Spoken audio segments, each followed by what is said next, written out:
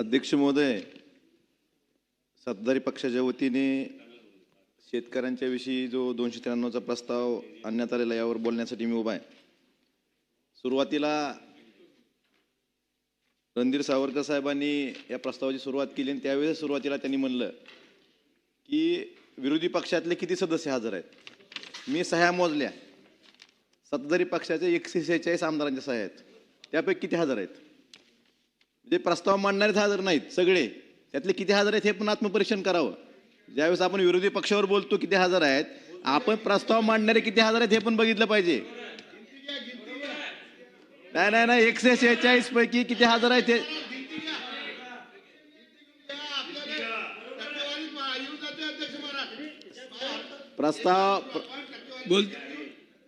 प्रस्ताव पिंपळे साहेब, प्रस्ताव तुमचा आहे आणि सरकार किती संवेदनशील आहे हे तुम्ही बघितलंय।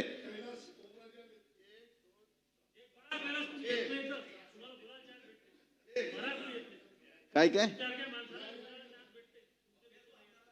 ठीक बोलू का कसं?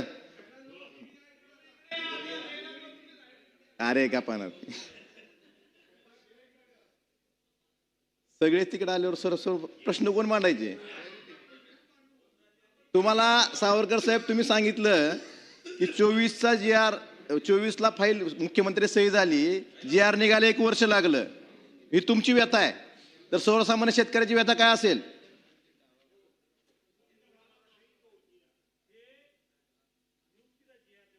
बरोबर आहे, म्हणजे एक तुमचं उदाहरण दिलं, तुम्ही स्वतःच दिलं। नाही मला तुमच्याविषयी सरकार किती गतिमान आहे, तुमच्याविषयी एवढं गतिमान असेल तर सर्वसामान्य शेतकऱ्याविषयी किती गतिमान असेल त्याचं उदाहरण तुमच्यावरून तुम्हीच सांगितलं सभागृहाला। अध्यक्ष महोदय, या ठिकाणी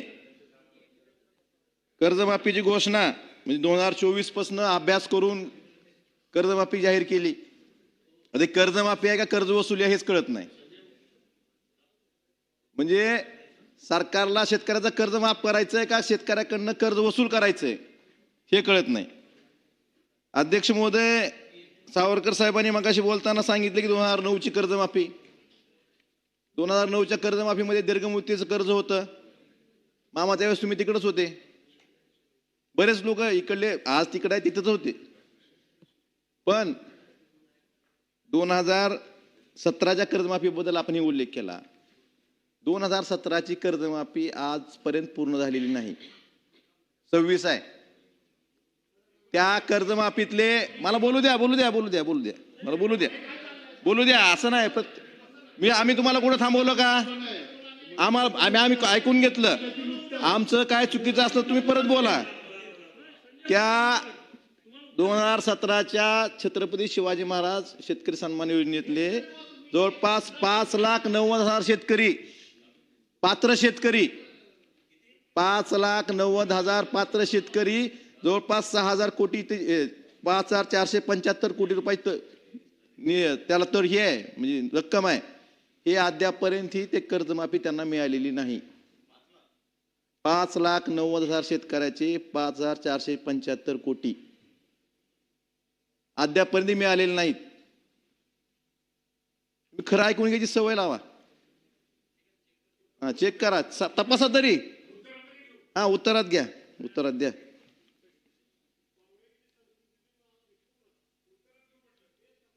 कारण आपण ऐकून घ्यायची सवय लावा। आणि अजून एक त्यात सुरुवातच आहे, 1947 पासून पहिली राज्य सरकारने केली कर्जमाफी। बरोबर आहे, राज्य सरकारची पहिली कर्जमाफी 14 नंतर झाली। 1947 स्वातंत्र्यापासूनचा उल्लेख आहे आपल्या प्रस्तावामध्ये। पण 1947 पासून जेवढ्या आत्महत्या झाल्या नव्हत्या तेवढ्या शेतकरी आत्महत्या 14 नंतर झाल्यात। ही वस्तू आपल्याला नाकारता येत नाही।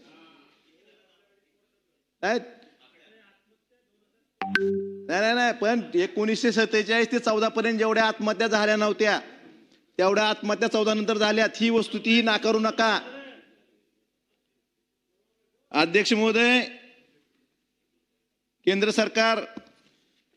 सरकारने 9 लाख कर्जमाफी केली। तुम्ही डबल इंजिन नेहमी म्हणता, डबल इंजिन सरकार, डबल इंजिन सरकार. केंद्र सरकारला उद्योगपतीची 16 लाख कोटी कर्जमाफी करायला पैसे आहेत, पण शेतकऱ्याचं कर्जमाफी करायला 14 नंतर केली का कर्जमाफी शेतकऱ्यांची तुमची समोरची? शेतकऱ्यांचं कर्जमाफी करायला केंद्र सरकारकडे पैसे नाहीत का? तेवढी संवेदनशील नाही. ही जी कर्जमाफी योजना अहिल्यादेवी होळकर यांच्या नावाने जी जाहीर केली, ह्यात सावरकर साहेबांनी मांडला मुद्दा सगळ्यांचा मुद्दा आहे की 2019ला उद्धव ठाकरे साहेबांनी जी कर्जमाफी केली होती 32 लाख शेतकऱ्यांना, त्यातले जे शेतकरी त्यानंतर कर्ज उचललं आणि ते जर थकीत गेले असतील, असे 12,71,000 शेतकऱ्यांना फक्त 50,000 देणार.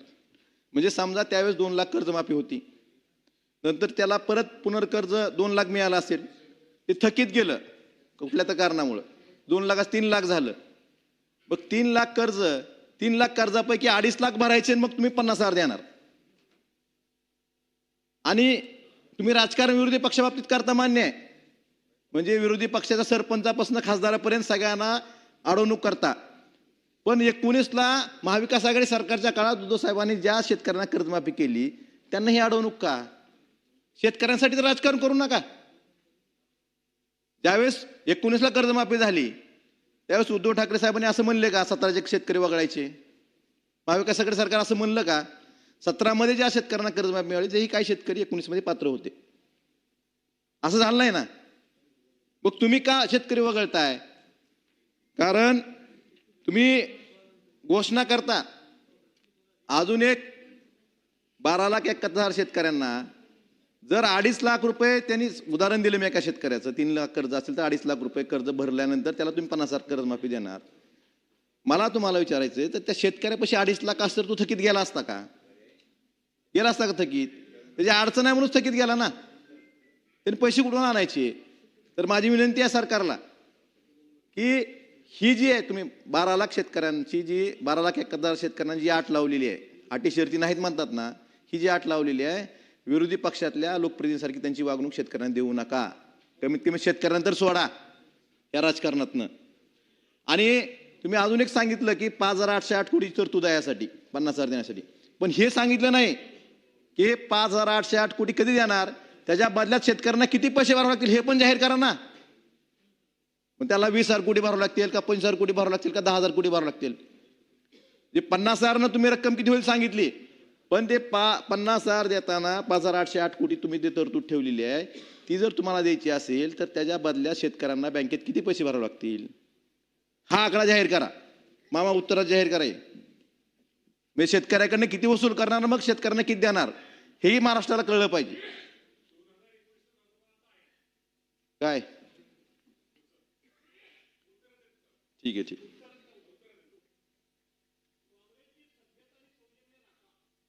अजून एक यात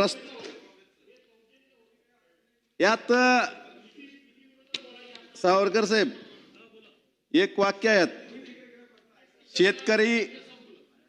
शेतकरी स्वयंपूर्ण आणि कर्जमुक्त होण्याच्या दृष्टीने शासनाने घेतलेले निर्णय व प्रयत्न, शासनाने खरंच शेतकऱ्यांना कर्जमुक्त केले असं माझं तर मत. कारण शेतकऱ्यांना तुम्ही कर्जमुक्त केलं कारण शेतकऱ्यांना कर्जच मिळत नाही. 2022ला कर्जदार शेतकरी किती होते, आता किती आहेत? 2022-23ला 61,15,000 कर्जदार शेतकरी होते आणि 25-26ला ती संख्या घटून 42,17,000 आली. शेतकरी सक्षम, आता सगळेच तसे सक्षम असावे. कारण काय? तुम्ही कर्जमुक्त केलं, त्याला कर्ज बँकेदाराच भरू देत नाहीत. शेतकऱ्याची संख्या कमी का झाली? शेतकऱ्यांना गरज नाही का पीक कर्जाची? आपण सगळे शेतकरी राजकारण सोडून द्या, तुम्ही सगळ्यांनी सांगायचं आपण सगळे आपले ग्रामीण भागात जे आमदार आहेत असा एक शेतकरी दाखवा त्याला कर्जाची गरज नाही, तुमच्यासारखे सोडून. मी कमी का झाले हे जे विचारतोय. 22-23ला 61,15,000 शेतकरी होते, ती संख्या घटून 42,17,000 का आली? तर ह्याच्या मागची काय कारण आहेत, यात सरकारनं सुधारणा करणं गरजेचं आहे. कर्जमाफी शेतकऱ्यांना नाईलाजानं सावकारादारात जावं लागतं. ज्यांना OTS केलं ज्या शेतकऱ्यांनी, त्या शेतकऱ्यांना बँका कुलिंग ऑफ पिरियडच्या नावाखाली परत कर्ज देत नाहीत. ही वस्तुस्थिती आहे. काय बँकांचा 5-5, 7-7 वर्ष कुलिंग ऑफ पिरियड आहे. एखाद्यानं OTS केलं तर त्याला परत फेर कर्ज मिळत नाही, पुनर्कर्ज मिळत नाही. नाईलाजानं शेतकऱ्याला सावकाराच्या दारात जावं लागतं. सावकाराकडनं टक्केवारीवर किती टक्क्याने कर्ज देतात आपल्या सगळ्यांना माहित आहे. आणि शेतकऱ्यांनी जमीन, शेती, घर सगळे सावकार हडप करतात. सिबिलच्या बाबतीत आपण नुसतं घोषणा करतो. आजही बँका, राष्ट्रीयकृत बँका असू द्या, आजही सिबिल बघितल्याशिवाय, सिबिल खराब असलं तर कर्ज देत नाहीत. ही वस्तुस्थिती ही तर मान्य करा. कुलिंग ऑफ पिरियड नाही, क्रॉप लोनला सिबिल खराब असलं देत नाहीत. तुम्ही चुकीच्या गोष्टी समर्थन करू नका. जी वस्तू ती मान्य करा. निर्देश दिले पण अंमलबजावणी होते का? आता निर्देश देतात. दरवर्षी स्टेट लेव्हल बँकेट कमिटीची बैठक झाल्यानंतर मुख्यमंत्री सांगतात सिबिल बघणार नाही, सिबिल बघितले तर आम्ही गुन्हे दाखल करू. एक गुन्हा दाखल झाला का महाराष्ट्रात? नुसती घोषणा तुम्ही निर्देश देता, देण्याबद्दल आमचं म्हणणं आहे, पण त्याची अंमलबजावणी होते का? कुलिंग ऑफ पिरियड याच्या नावाखाली बँकाचा जो कुलिंग ऑफ पिरियड आहे शेतकऱ्याला परत कर्ज दिलं जात नाही. ह्या बाबतीत काय करतात का आपण? नुसते निर्देश देऊन होणार नाही, याची अंमलबजावणी करण्याचं काम सरकारचं आहे. नुसतं निर्देश द्यायचं, टीव्ही पुढे येऊन सांगायचं शेतकरी खुश, पण परत प्रत्यक्षात काय होतं हे बघितलं पाहिजे ना. शेतकऱ्यांची संख्या कमी व्हायचं कारण हे आहे, कुलिंग ऑफ पिरियड आणि सिबिल. त्यामुळे या बाबतीत सुद्धा सरकारनं निश्चितच काम केलं पाहिजे असं मला वाटतंय. अध्यक्ष महोदय, यात परत मागच्या वर्षी अतिवृष्टी झाली, पूर्ण महाराष्ट्रात अतिवृष्टी झाली. म्हणजे महाराष्ट्रातला एकही तालुका, जिल्हा असा नव्हता की त्या ठिकाणी अतिवृष्टी झालं नाही, नुकसान झालं नाही. असंच आता जसं तुम्ही 36,000 कोटीचं पॅकेज कर्जमाफी जाहीर केली, त्यावेळेस जाहीर केलं 32,000 कोटीचं पॅकेज, देशातलं सगळ्यात मोठं पॅकेज, आजपर्यंतच्या इतिहासातलं सगळ्यात मोठं पॅकेज. आपण घोषणा अशा करतो मोठ्या, तो त्या घोषणेलाच माणूस गारवतो. पण त्या 32,000 कोटीपैकी प्रत्यक्ष आतापर्यंत किती खर्च झालेत त्याचं उत्तरात कोण सांगणार आहे का सरकार? या 32,000 कोटीपैकी शेतकऱ्यांच्या खात्यावर किती गेले, बाकीच्या ज्या गोष्टी होत्या त्यासाठी खर्च किती झाला, त्याचं उत्तर देणं गरजेचं ना सर. 1 वर्ष झालं, माझ्या माहितीप्रमाणे फक्त 14-15,000 कोटी रुपये त्यात खर्च झाले. मागच्या वर्षी ते पॅकेज जाहीर केलं, पॅकेज मधले किती खर्च झाले? 32,000 कोटी जाहीर केलं तुम्ही, त्यातले प्रत्यक्ष खर्च किती झाले याचं उत्तर मिळालं पाहिजे ना महाराष्ट्राच्या शेतकऱ्याला किंवा सर्वसामान्य माणसाला. नुसती मोठी गोष्ट मामा उत्तरात द्या, 32,000 कोटीपैकी प्रत्यक्ष खर्च किती झाला? ठीक आहे, ठीक. एक साधं उदाहरण सांगतो, जमीन खरडून गेलेलेच. जमीन खरडून गेल्याला सगळ्यात मोठी अमाऊंट जाहीर केली, 3.5 लाख रुपये हेक्टरी देणार. महाराष्ट्रातला एक शेतकरी दाखवा, एक, त्याला 3.5 लाख रुपये मिळालेत. एक शेतकरी 20-20 फूट जमीन खरडून गेली, पण एकाही शेतकऱ्याला 3.5 लाख रुपयातले 3.5 रुपये सुद्धा मिळाले नाहीत. आता ही तुमची संवेदनशीलता आज नाही म्हणता. महाराष्ट्रातल्या एकाही शेतकऱ्याला मागच्या वर्षी पावसाळ्यात 1 वर्ष पूर्ण होते, आता जमीन खरडून गेली, त्याची माती वाहून गेली, एकाही शेतकऱ्याला 3.5 लाख रुपयाची सगळ्यात मोठी अमाऊंट होती, त्यातली एकाही शेतकऱ्याला 3.5 लाख रुपयातले 3.5 रुपये सुद्धा मिळालेले नाहीत. आता माझा प्रश्न आहे, त्या शेतकऱ्याने पेरणी कशी करायची, कुठं करायची, याचं उत्तर सरकारने देणं गरजेचं आहे. नुसत्या घोषणा मोठ्या करायच्या, प्रत्यक्षात अंमलबजावणीचं काय, याचं उत्तर सरकारने देणं गरजेचं आहे. मागच्या वर्षी जलसंधारण विभागाची जलयुक्त शिवार टप्पा 2 हे तर भ्रष्टाचाराचं कुरणच आहे. नाही तुम्ही ऐकून घ्या, मी सांगतो उदाहरण एक.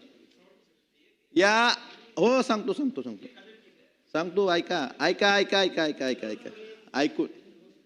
जलयुक्त शिवार टप्पा 2 मधून तुम्ही गाळमुक्त धरण आणि गाळयुक्त शेती ही एक योजना आहे. मागच्या वर्षी 10 मे पासून महाराष्ट्रात पाऊस चालू झाला, कुठलंही धरण कोरडं पडलं नव्हतं. कोट्यवधी रुपये गाळ काढण्यासाठी आणि शेतकऱ्यांना टाकण्यासाठी खर्च केले. पण तुम्ही ज्या शेतकऱ्यांची जमीन खरडून गेली त्या शेतकऱ्यांना रोजगार हमी दाखवता गोगावले शेटची, पण त्यातच जर तुम्ही ह्या गाळमुक्त धरण मधून जर त्यांना गाळ टाकून दिला असता तर ते शेतकरी आज पेरणी करू शकले असते. एवढा तुम्हाला संवेदनशील तुमच्यात नव्हती का जागी?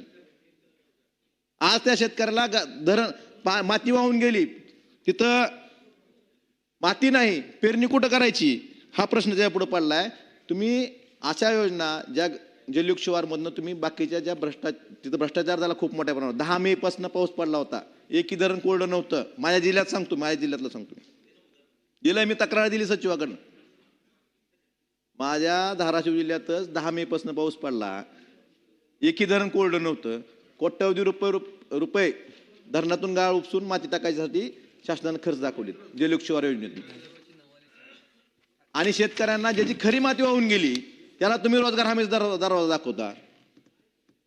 या ठिकाणी मंत्री महोदय आहेत, रोजगार हमी मंत्री महोदय, त्यांनी सांगावं की महाराष्ट्रातल्या किती शेतकऱ्यांना रोजगार हमी योजनेतनं माती खरडून गेल्याच्या ठिकाणी गाळ टाकण्यासाठी आपण रोजगार हमी योजनेतनं पैसे दिले, या आकडेवारी जाहीर करावी. पायाभूत सुविधेच्या बाबतीत रस्ते असतील, बंधारे असतील, वाहून गेलेत. आपलं सरकार एवढं गतिमान आहे भाऊ की मागच्या वर्षी अतिवृष्टी झाली, केंद्र सरकार डबल इंजिन सरकार आहे.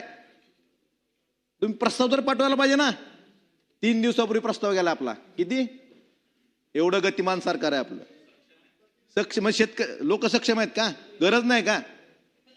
एवढी अनास्था कशी? तुम्हाला बाकीच्या गोष्टी करायला वेळ आहे, 24 तास राजकारण करता. हा पक्ष फोड, तो पक्ष फोड, हा नगरसेवक फोड, हे जी निवडणूक हा बिनविरोध कर, ह्याला दाब दे, काही कर.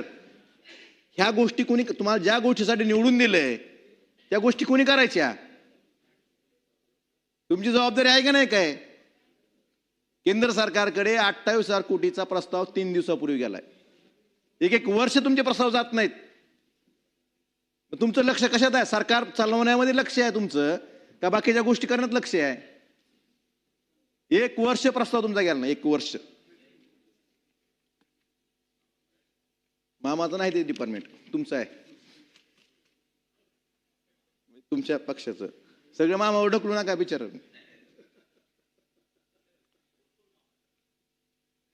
आपण यात नमो शेतकरी योजना सांगितलं की आपण राज्य सरकार केंद्र सरकारप्रमाणे नमो शेतकरी योजनेत पण शेतकऱ्यांना पैसे देऊ. शेतकऱ्यांना पैशाची गरज कधी असते? पेरणीच्या वेळेस. आता पेरणीची वेळ आहे, अजून पाऊस पडला नाही. तुमचा 8वा हप्ता 25 मार्च 26 ला पडलाय. आता PM किसानचा 23 हप्ता पडतो, 20 तारखेला पडला बहुतेक. आपले राज्य सरकारचे पैसे कधी देणार? अहो राज्य सरकारचं बोलावं मामा. पेरणी थांबवायची का तोपर्यंत? मग शेतकऱ्यांनी पाऊस लांबलाय म्हणून तुम्ही मदत लांबवली का? अरे काय उत्तर किती तुम्ही, म्हणजे आता तुम्ही चेष्टेत घेऊ नका विषय. ज्या एखाद्या ज्याचं फक्त शेतकऱ्याचं फक्त उत्पन्न साधन शेती असतं त्याला लक्षात येतं की पेरणीच्या वेळेस खताला, बियाण्याला, खताची किमती किती वाढल्यात. आता तुम्ही देऊन किती देता? 3 पोत्याचे पैसे आहेत फक्त खताच्या. 6,000 मध्ये 3च पोते येतात. किती पट किमती वाढल्या? त्या प्रमाणात मालाची किमती वाढल्या का? तुम्ही निर्मळ मागा सांगितलं कापसाची किंमत भाव एवढे वाढले, सोयाबीनचे 7,500 रुपये सोयाबीन प्रति क्विंटल झालं. कुणापाशी आहे? किती शेतकऱ्याजवळ कापूस आहे, किती शेतकऱ्याजवळ सोयाबीन आहे? आता त्यावेळेस गरज असते नाही